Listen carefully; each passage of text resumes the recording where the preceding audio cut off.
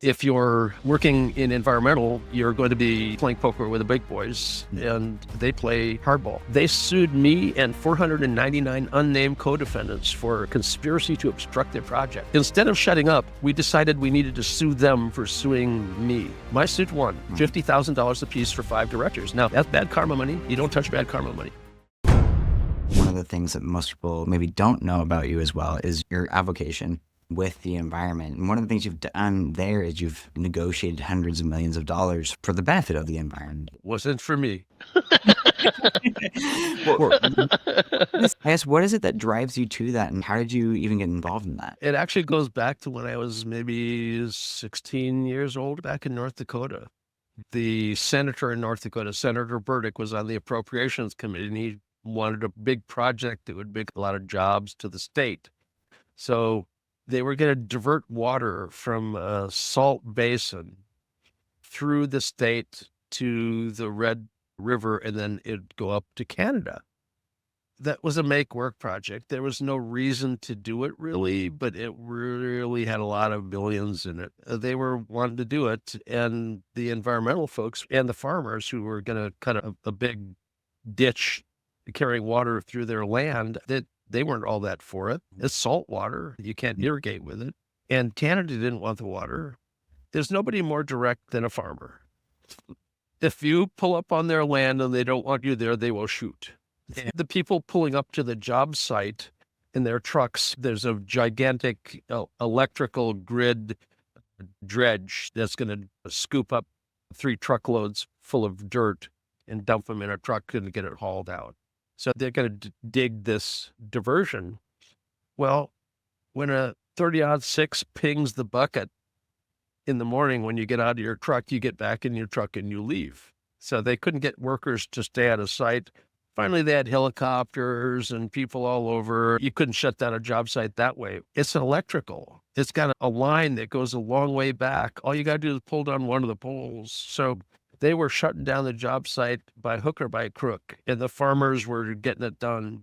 Finally, they were monitoring everything and making progress on digging the ditch. The Audubon Society was in court trying to stop them because of some bird that was going to be impacted by it. But Canada didn't want the salt water. And we worked with Canada. And Canada basically told the U.S. government, we don't want your salt water. And the U.S. government said, you're downhill. I don't care what you want. You're going to get this water. You're downhill. And they said, thanks very much, but I can show you how much water we can resist. And they dammed the river, flooded 3 counties of North Dakota.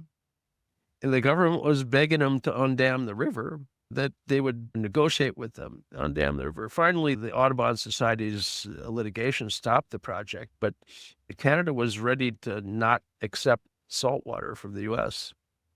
But that was when I was a kid, and I saw the high-level poker game of playing with big industries and government. If you're working in environmental, you're going to be playing poker with the big boys, and they play hardball.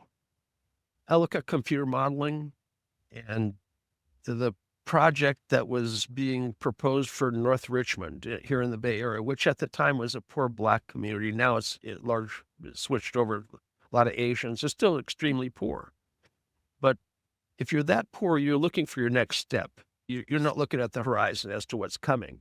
So the developer had proposed this garbage burning plant. Great. They're going to be hauling garbage through your neighborhood. They're going to be burning it. The smoke is going to be toxic as shit. But their computer modeling is showing us that it's actually pretty good. And I'm thinking, how does a computer model suddenly show shit to not be shit? Shit goes up, shit comes down. So somewhere in the computer model, it's hiding it. So I looked. It's a reflection coefficient or a buoyancy coefficient. And you could specify the particle size that would float. And the smaller the particle, the more likely it is to adsorb toxic to it.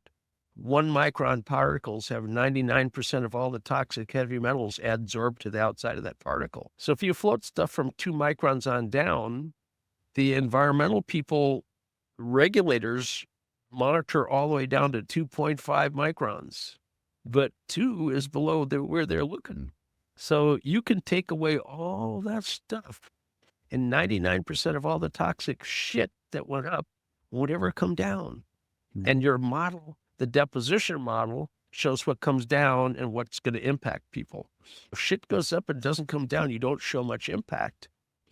But if you show up at a regulatory hearing and you stick your hand up and you say, they have a reflection coefficient of 2 microns, and I don't think 2-micron particles float. And unless you can show me a scientific paper where 2 microns is floating, it sinks like a bowling ball. 0.2 microns floats with just Brownian motion, floats it like a gas. But 2 microns comes down hard, and it has 99% of all the toxicity in it. So they're hiding in their model 99% of all their toxic exposure to all the neighborhoods around the plant.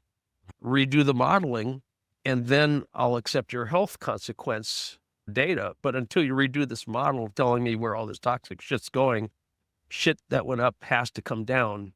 And right now it's not coming down. And you got to agree, if something goes up, it does come down. And they had to redo the model, and it killed their project. So they sued me and 499 unnamed co-defendants for conspiracy to obstruct their project. I admit I conspired to obstruct their project. That's a civil conspiracy. There's no civil conspiracy law. It was a SLAP suit, strategic lawsuit against public participation. They were trying to get their permit back from PG&E, which they missed a deadline. If you didn't build it by a certain date, you lose your contract. Well, they couldn't build it in time. So they wanted to get an extended time for force majeure, which is a standard contract clause. What the hell's force majeure? Oh, it's an act of God. And what force majeure was it that you couldn't imagine and couldn't foresee that was going to stop your project? Public opposition? I'm sorry, but that doesn't quite get up to the level of godly intervention. It's just a bunch of mucks like me. They were trying to go back and get their contract extension in front of PG&E without public opposition. So 499 unnamed co-defendants would stay shut up. And instead of shutting up, we decided we needed to sue them for suing me. I contacted my lawyer, who looked at it as a good thing to do. He took it on as litigation, and he said, I'll have them served. And I said, I will serve the papers. That's half the fun. So I went to their sanitary district meeting, the board of the sanitary district, with a stack of service papers, serving them for the litigation. And I said, you guys sued me and 499 unnamed co-defendants for stopping your garbage plant. I conspired against you. I admit I conspired against you, but it was a civil conspiracy. Your litigation against me was just a SLAP suit. It's illegal to do that. You took public money and gave it to a private individual, a lawyer, for a frivolous purpose. You breached your fiduciary responsibility to the district. So I'm suing you personally, 5 directors personally, for wasting your district's money. They didn't have D&O insurance. So all of them were liable. What is D&O insurance? Director and officer insurance. As a corporation, you can do something deliberately that you know is illegal and still be covered by your insurance company. But it's not cheap. That insurance is really costly. It'll double your liability insurance at least. And if you ever use it, then it goes way high. They basically had their suit thrown out of court. In the interrogatories and depositions, we found out that the 499 unnamed co-defendants included the Board of Supervisors for the county, the newspaper. It was a ridiculous list of everybody, basically. So their suit was thrown out. In open court, the judge admonished their lawyer in open court. Usually that's done in chambers. And my suit won. $50,000 apiece for 5 directors. Now, that's bad karma money. You don't touch bad karma money. You give that to the Sierra Club Legal Defense Fund because somebody won't have a lawyer sometime. I got a really good lawyer. He's a good friend, and he likes to have fun too. I've used him a few times. But that one pulled in a good chunk for Sierra Club Legal Defense Fund. But we stopped their project.